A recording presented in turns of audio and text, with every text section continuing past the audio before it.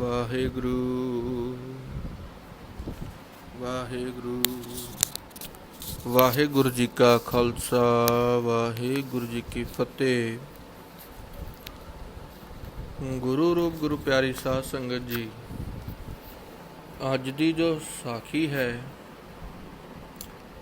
ਇਹ ਕਹਾਣੀ ਇੱਕ ਆਸਟ੍ਰੇਲੀਆ ਤੋਂ ਵਾਪਸ ਆਈ ਹੋਈ ਔਰਤ ਦੀ ਹੈ। ਉਸ ਨਾਲ ਕਿਸ ਤਰ੍ਹਾਂ ਆਸਟ੍ਰੇਲੀਆ ਵਿੱਚ ਕੀ ਵਾਪਰਿਆ ਅਤੇ ਬਾਅਦ ਵਿੱਚ ਜਦੋਂ ਉਸਨੇ ਸਹਿਜ ਪਾਠ ਕਰਨਾ ਸ਼ੁਰੂ ਕੀਤਾ ਅਤੇ ਉਸ ਦੇ ਜਿਹੜੇ ਵਿਗੜੇ ਹੋਏ ਕਾਰਜ ਸਨ ਕਿਸ ਤਰ੍ਹਾਂ ਸੁਧਰੇ ਅਤੇ ਕਿਸ ਤਰ੍ਹਾਂ ਉਹ ਵਾਪਸ ਆਸਟ੍ਰੇਲੀਆ ਵਿੱਚ ਗਏ ਅਤੇ ਨਾਲ ਉਹਨਾਂ ਦੀ ਜੋ ਪੀਆਰ ਸੀ ਪੱਕੇ ਹੋਣ ਦਾ ਪ੍ਰੋਸੈਸ ਉਹਦੇ ਵਿੱਚ ਉਹਨਾਂ ਨੂੰ ਕਾਮਯਾਬੀ ਮਿਲੀ। ਸਤਿਗੁਰੂ ਸੱਚੇ ਪਾਤਸ਼ਾਹ ਜੀ ਦਾ ਫਰਮਾਨ ਹੈ, ਮਨ ਵੇਚੈ ਸਤਿਗੁਰ ਕੇ ਪਾਸ, ਤਿਸ ਸੇਵਕ ਕੇ ਕਾਰਜ ਰਾਸ। ਜਿਹੜਾ ਵੀ ਮਨੁੱਖ ਜਾਂ ਸਿੱਖ ਆਪਣੇ ਗੁਰੂ ਸੱਚੇ ਪਾਤਸ਼ਾਹ ਜੀ ਨੂੰ ਆਪਣਾ ਮਨ ਵੇਚ ਦਿੰਦਾ ਹੈ, ਆਪਣਾ ਮਨ ਸਤਿਗੁਰੂ ਉੱਪਰ, ਗੁਰੂ ਧੰਨ ਧੰਨ ਗੁਰੂ ਗ੍ਰੰਥ ਸਾਹਿਬ ਉੱਪਰ ਟਿਕਾ ਲੈਂਦਾ ਹੈ, ਉਸ ਦੇ ਸਾਰੇ ਕਾਰਜ ਸਤਿਗੁਰੂ ਸੱਚੇ ਪਾਤਸ਼ਾਹ ਜੀ ਆਪ ਹੀ ਸਵਾਰਦੇ ਹਨ। ਜਿਸ ਤਰ੍ਹਾਂ ਕਿ ਕੋਈ ਵੀ ਪਸ਼ੂ ਹੋਵੇ, ਉਸ ਦਾ ਮਾਲਕ ਉਸ ਦੀ ਸਾਂਭ ਸੰਭਾਲ ਕਰਦਾ ਹੈ, ਇੱਕ ਕਿੱਲੇ ਉੱਪਰ ਉਸ ਨੂੰ ਬੰਨ੍ਹਦਾ ਹੈ, ਫਿਰ ਉਸ ਦੀ ਸੈਰ ਵੀ ਕਰਾਉਣ ਲਈ ਉਸ ਨੂੰ ਖੜਦਾ ਹੈ ਅਤੇ ਨਾਲ ਉਹ ਹੱਥ ਵਿੱਚ ਇੱਕ ਡਾਂਗ ਸੋਟਾ ਵੀ ਫੜਦਾ ਹੈ। ਜੇਕਰ ਉਹ ਪਸ਼ੂ ਕਿਸੇ ਹੋਰ ਦੇ ਖੇਤ ਵਿੱਚ ਜਾਵੇ ਤਾਂ ਉਸ ਨੂੰ ਉਹ ਡਾਂਗ ਸੋਟੀ ਵੀ ਮਾਰ ਕੇ ਸਿੱਧੇ ਯਾਨੀ ਕਿ ਰਾਹ ਉੱਪਰ ਪਾਉਂਦਾ ਹੈ। ਇਸੇ ਤਰ੍ਹਾਂ ਹੀ ਜਦੋਂ ਸਤਿਗੁਰੂ ਸੱਚੇ ਪਾਤਸ਼ਾਹ ਜੀ ਸਾਡੇ ਮਾਲਕ ਹਨ, ਅਸੀਂ ਆਪਣਾ ਸਭ ਕੁਝ ਆਪਣੇ ਗੁਰੂ ਸਾਹਿਬ ਜੀ ਨੂੰ ਸੌਂਪ ਦਿੰਦੇ ਹਾਂ ਤਾਂ ਸਤਿਗੁਰੂ ਸੱਚੇ ਪਾਤਸ਼ਾਹ ਜੀ ਸਾਡੇ ਆਪ ਸਾਰੇ ਕਾਰਜਾਂ ਨੂੰ ਸਵਾਰਦੇ ਹਨ, ਸਾਡੇ ਅੰਗ ਸੰਗ ਆਪ ਸਹਾਈ ਹੁੰਦੇ ਹਨ। ਇਹ ਕਹਾਣੀ ਇੱਕ ਆਸਟ੍ਰੇਲੀਆ ਤੋਂ ਵਾਪਸ ਆਏ ਹੋਏ ਕਪਲ ਦੀ ਹੈ।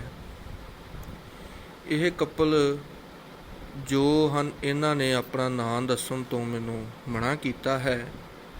ਮੈਂ ਇਹਨਾਂ ਦਾ ਨਾਂ ਇਸ ਵੀਡੀਓ ਵਿੱਚ ਨਹੀਂ ਲਊਂਗਾ। ਇਹਨਾਂ ਨਾਲ ਆਸਟ੍ਰੇਲੀਆ ਵਿੱਚ ਇਸ ਤਰ੍ਹਾਂ ਹੁੰਦਾ ਕਿ ਇਹਨਾਂ ਦੇ ਸਾਰਾ ਹੀ ਵੀਜ਼ੇ, ਇਹਦੇ ਪਤੀ ਦਾ ਵੀਜ਼ਾ ਵੀ ਕੈਂਸਲ ਹੋ ਜਾਂਦਾ ਹੈ ਅਤੇ ਇਸ ਔਰਤ ਦਾ ਵੀਜ਼ਾ ਖਤਮ ਹੋ ਜਾਂਦਾ ਹੈ। ਇਹਦਾ ਜਿਹੜਾ ਪਤੀ ਹੈ ਉਹ ਆਪਣੀ ਵਾਈਫ ਦੇ ਵੀਜ਼ੇ ਉੱਪਰ ਡਿਪੈਂਡਡ ਵੀਜ਼ਾ ਹੁੰਦਾ ਹੈ, ਉਸ ਉੱਪਰ ਉਹ ਵੀਜ਼ਾ ਉਸਦਾ ਨਹੀਂ ਲੱਗਦਾ, ਜਿਸ ਕਾਰਨ ਉਸ ਨੂੰ ਇੰਡੀਆ ਵਾਪਸ ਆਉਣਾ ਪੈਂਦਾ। ਅਤੇ ਉਸ ਦੇ ਆਉਣ ਤੋਂ ਮਗਰੋਂ ਜੋ ਉਸ ਦੀ ਪਤਨੀ ਹੈ ਉਸ ਦਾ ਵੀ ਮਨ ਆਸਟ੍ਰੇਲੀਆ ਵਿੱਚ ਪੜ੍ਹਾਈ ਵਿੱਚ ਨਹੀਂ ਲੱਗਦਾ। ਉਹ ਆਪਣੀ ਔਖੀ ਸੌਖੀ ਬੜੀ ਮਿਹਨਤ ਅਤੇ ਬੜੀ ਹੀ ਮੁਸੀਬਤਾਂ ਨੂੰ ਝੱਲਣ ਦੇ ਬਾਵਜੂਦ ਆਪਣੀ ਪੜ੍ਹਾਈ ਨੂੰ ਪੂਰਾ ਕਰਦੀ ਹੈ। ਪੂਰਾ ਕਰਨ ਤੋਂ ਉਪਰੰਤ ਉਹ ਇੰਡੀਆ ਵਿੱਚ ਵਾਪਸ ਆ ਜਾਂਦੇ ਹਨ।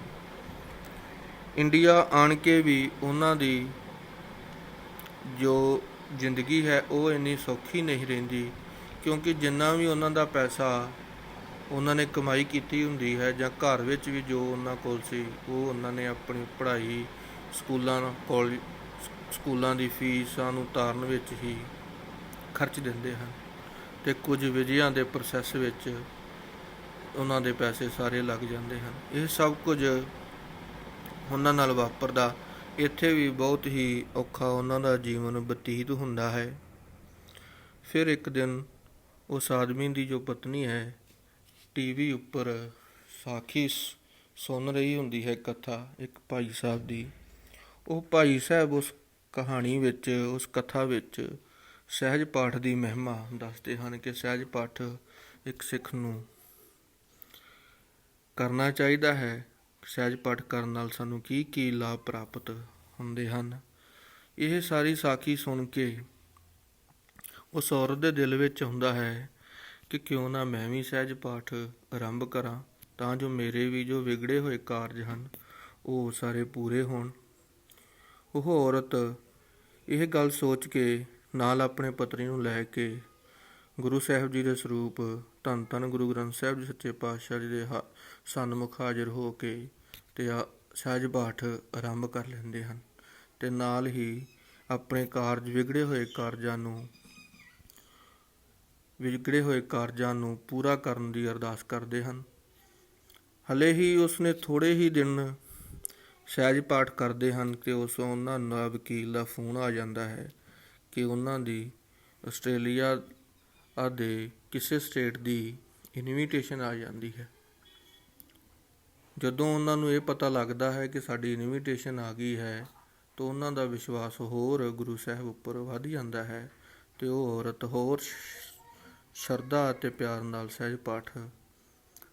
ਸਹਿਜ ਪਾਠ ਦੀ ਬਾਣੀ ਦਾ ਜਾਪ ਕਰਦੇ ਹਨ। ਜਿਉਂ-ਜਿਉਂ ਸਹਿਜ ਪਾਠ ਦੀ ਬਾਣੀ ਦਾ ਜਾਪ ਕਰਦੇ ਹਨ, ਸਹਿਜ ਪਾਠ ਕਰਦੇ ਹਨ, ਉਹਨਾਂ ਦੇ ਘਰ ਵਿੱਚ ਗੁਰਬਾਣੀ ਦਾ ਪ੍ਰਵਾਹ ਚੱਲਦਾ ਹੈ। ਤਿਉਂ-ਤਿਉਂ ਉਹਨਾਂ ਦੇ ਕਾਰਜ ਆਪਣੇ ਆਪ ਹੀ ਸਿੱਧ ਹੋਣ ਲੱਗ ਜਾਂਦੇ ਹਨ। ਹੁਣ ਇਨਵੀਟੇਸ਼ਨ ਆਉਣ ਤੋਂ ਬਾਅਦ ਉਹਨਾਂ ਕੋਲ ਪੈਸਾ ਵੀ ਨਹੀਂ ਹੈਗਾ ਸੀ ਕਿ ਉਹ ਆਸਟ੍ਰੇਲੀਆ ਦੀ PR ਦੀ ਫਾਈਲ ਇਕੱਠੇ ਲਾ ਸਕਣ। ਪੈਸੇ ਦੀ ਘਾਟ ਕਰਕੇ ਉਹ ਔਰਤ ਇਕੱਲੀ ਹੀ ਆਸਟ੍ਰੇਲੀਆ ਜਾਂਦੀ ਹੈ। ਕਿਸੇ ਤਰ੍ਹਾਂ ਪੈਸੇ ਇਕੱਠੇ ਕਰ ਲੈਂਦੇ ਕਰਕੇ ਉਹ ਔਰਤ ਆਪਣਾ ਇਕੱਲੀ ਦਾ ਹੀ ਵੀਜ਼ਾ ਅਪਲਾਈ ਕਰਦੀ ਹੈ। ਉਸ ਦਾ ਵੀਜ਼ਾ ਆ ਜਾਂਦਾ ਹੈ। ਫਿਰ ਉਹ ਸੋਚਦੀ ਹੈ ਕਿ ਮੈਂ ਸਹਿਜ ਪਾਠ ਇਸੇ ਤਰ੍ਹਾਂ ਹੀ ਕੰਟੀਨਿਊ ਕਰਾਂ ਤਾਂ ਜੋ ਮੇਰੇ ਜੋ ਪਤੀ ਹੈ, ਇੱਕ ਬੱਚਾ ਹੈ ਇੰਡੀਆ ਵਿੱਚ ਰਹਿ ਗਿਆ, ਉਹਨਾਂ ਦਾ ਵੀ ਵੀਜ਼ਾ ਲੱਗ ਜਾਵੇ। ਕੁਝ ਸਮਾਂ ਬੀਤਣ ਤੋਂ ਬਾਅਦ ਉਸਦੇ ਪਤੀ ਅਤੇ ਉਸਦੇ ਬੱਚੇ ਦਾ ਵੀ ਵੀਜ਼ਾ ਆ ਜਾਂਦਾ ਹੈ। ਉਸਦੇ ਪਤੀ ਅਤੇ ਬੱਚੇ ਦਾ ਵੀਜ਼ਾ ਆਉਣ ਤੋਂ ਉਪਰੰਤ ਤਿੰਨੇ ਜਾਣੇ ਆਸਟ੍ਰੇਲੀਆ ਵਿੱਚ ਜਦੋਂ ਇਕੱਠੇ ਹੁੰਦੇ ਹਨ ਤਾਂ ਉਹਨਾਂ ਦੇ ਖੁਸ਼ੀ ਦਾ ਟਿਕਾਣਾ ਨਹੀਂ ਰਹਿੰਦਾ ਅਤੇ ਉਹ ਸਤਿਗੁਰੂ ਸੱਚੇ ਪਾਤਸ਼ਾਹ ਜੀ ਦੇ ਹਜ਼ੂਰ ਅਰਦਾਸ ਬੇਨਤੀਆਂ ਕਰਦੇ ਹਨ ਅਤੇ ਸ਼ੁਕਰਾਨਾ ਕਰਦੇ ਹਨ। ਅਤੇ ਇਸ ਤੋਂ ਬਾਅਦ ਵਿੱਚ ਉਹ ਗੁਰੂ ਸਾਹਿਬ ਸੱਚੇ ਪਾਤਸ਼ਾਹ ਜੀ ਦੀ ਕਿਰਪਾ ਦੇ ਨਾਲ ਜਿਹੜਾ ਸਹਿਜ ਪਾਠ ਆਰੰਭ ਕੀਤਾ ਸੀ, ਇਕੱਠੇ ਗੁਰਦੁਆਰਾ ਸਾਹਿਬ ਜਾ ਕੇ ਉਹ ਸਹਿਜ ਪਾਠ ਦਾ ਭੋਗ ਪਾਉਂਦੇ ਹਨ। ਇਹ ਸੀ ਕਹਾਣੀ ਕਿਸੇ ਕਪਲ ਨਾਲ ਵਾਪਰੀ ਕਿ ਉਸਨੇ ਕਿਸ ਤਰ੍ਹਾਂ ਸਹਿਜ ਪਾਠ ਦੀ ਬਾਣੀ ਦਾ ਜਾਪ ਕੀਤਾ, ਸਹਿਜ ਪਾਠ ਕੀਤਾ ਅਤੇ ਕਿਸ ਤਰ੍ਹਾਂ ਗੁਰੂ ਸਾਹਿਬ ਜੀ ਨੇ ਉਸਦੇ ਕਾਰਜਾਂ ਨੂੰ ਸਵਾਰਿਆ।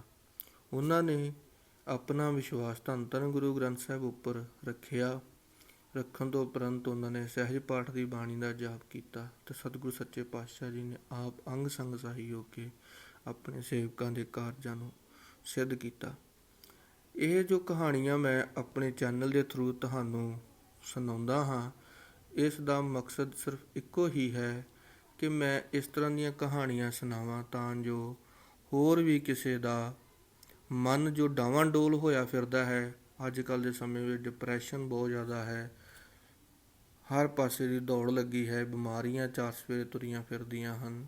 ਇਹਨਾਂ ਕਹਾਣੀਆਂ ਸੁਣਾਉਣ ਦਾ ਸਿਰਫ ਮੇਰਾ ਇੱਕੋ ਹੀ ਮਕਸਦ ਹੈ ਕਿ ਜੋ ਆਪਾਂ ਇਹ ਕਹਾਣੀ ਸੁਣ ਕੇ ਸਾਡਾ ਵੀ ਵਿਸ਼ਵਾਸ ਆਪਣੇ ਗੁਰੂ ਸਾਹਿਬ ਉੱਪਰ ਹੋਰ ਵਧੇ, ਆਪਾਂ ਵੀ ਇਸੇ ਤਰ੍ਹਾਂ ਗੁਰੂ ਸਾਹਿਬ ਜੀ ਦੀ ਬਾਣੀ ਦਾ ਜਾਪ ਕਰੀਏ, ਸਹਿਜ ਪਾਠ ਕਰੀਏ ਅਤੇ ਆਪਣੀ ਜ਼ਿੰਦਗੀ ਨੂੰ ਸਵਾਰੀਏ। ਸਤਿਗੁਰੂ ਸੱਚੇ ਪਾਤਸ਼ਾਹ ਜੀ ਦੀ ਬਖਸ਼ੀ ਹੋਈ ਜੋ ਮੈਂ ਤੁਕ ਅੱਗੇ ਪੜ੍ਹੀ ਹੈ ਉਹੀ ਮੈਂ ਫਿਰ ਪੜ੍ਹਾਂਗਾ। ਮਨ ਵਿੱਚ ਸਤਿਗੁਰ ਕੈ ਪਾਸ ਤੇ ਸੇਵਕ ਕੇ ਕਾਰਜ ਰਾਸ। ਇੰਨੀਆਂ ਹੀ ਗੱਲਾਂ ਕਹਿੰਦਾ ਹੋਇਆ ਮੈਂ ਖਿਮਾ ਦਾ ਜਾਜਕ ਹਾਂ। ਜੇ ਕਿਸੇ ਦਾ ਹਿਰਦੇ ਦੁਖੀ ਹੋਇਆ ਹੋਵੇ ਜਾਂ ਮੇਰੇ ਕੋਲੋਂ ਕੋਈ ਗੱਲ ਵੱਧ ਘੱਟ ਕਹੀ ਗਈ ਹੋਵੇ, ਸਾਧ ਸੰਗਤ ਜੀ ਆਪ ਜੀ ਬਖਸ਼ਣਹਾਰ ਹੋ, ਬਖਸ਼ ਲਿਓ। ਵਾਹਿਗੁਰੂ ਜੀ ਕਾ ਖਾਲਸਾ, ਵਾਹਿਗੁਰੂ ਜੀ ਕੀ ਫਤਿਹ।